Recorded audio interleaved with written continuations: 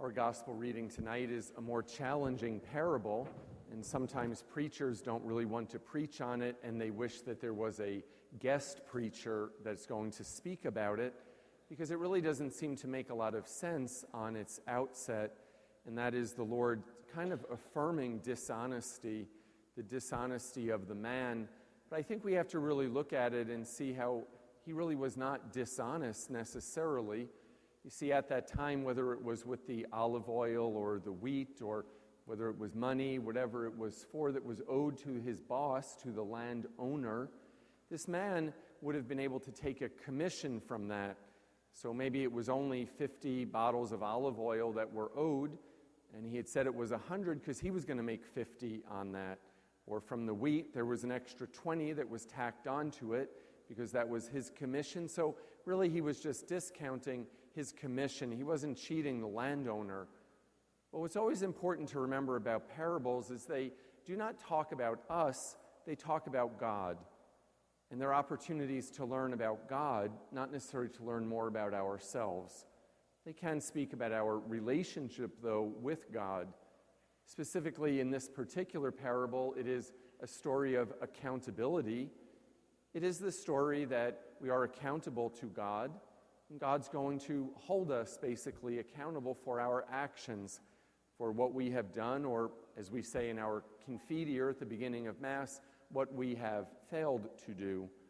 And so the Lord really expects accountability from us out of every relationship that there is in our life, whether it be spousal, whether it be familial, whether it be communal, whether it be professional, does not matter.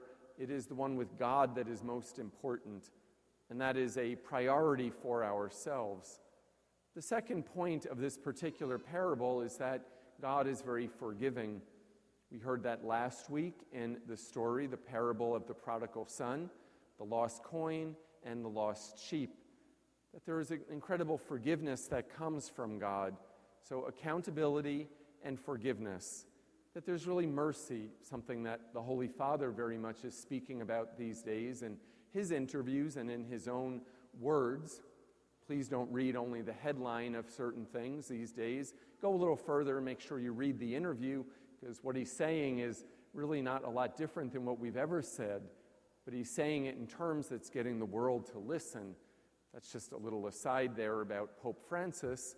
But getting back to the parable, Jesus also tacked onto this parable some thoughts about stewardship and accountability, and the whole idea of having our priorities straight so that we know that God is important in our lives. That really oftentimes, especially in our 21st century culture, a lot of other things cloud and blur our minds, whether it be material wealth, just material objects, period, especially to our young people. I plead to you, really, simplicity is a beautiful thing. Really, how much stuff do we need? The more stuff we have, the more there is to take care of. I noticed today when some new cars, you're going to get into a new car, it's got all these great gadgets on it. It's all wonderful until something goes wrong. You know, what happened to just a simple car? Really just a car with a nice automatic or standard transmission there that just runs, gets you from place to place. It's not meant to entertain us necessarily. So, you know, the Lord also tells us that there's nothing wrong with wealth.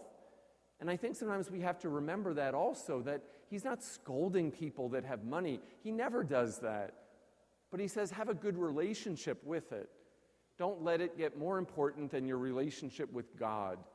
Things, trips, etc. Those things don't define us, but our spiritual life defines us, because everything else is going to go away. Where is our identity caught up in? How is it that we are identified? Is it because of what we have, who we are, what we do? Or is it because we are first and foremost a disciple of Christ? Someone asks you, who are you? Well, I'm a child of God. I am someone who belongs to him, and I follow him. So there's that beauty of that simplicity that can exist. And I think that today, as later on in Mass we speak about the Dominican Republic, I reflected this morning on a trip that I had taken there to work on one of the construction missions. And yes, if I can go on a construction mission, I assure you, anybody can. They will teach you whatever you need. And I will tell you that it was a great experience. I remember being in this one spot. It was very beautiful, just an absolutely beautiful island in terms of the topography, in terms of the land. And I said, if only they had snow there, they would have one of the best ski resorts that there ever was. Beautiful mountains, perfect to be able to ski down, I would say. But that's not what their lot is there.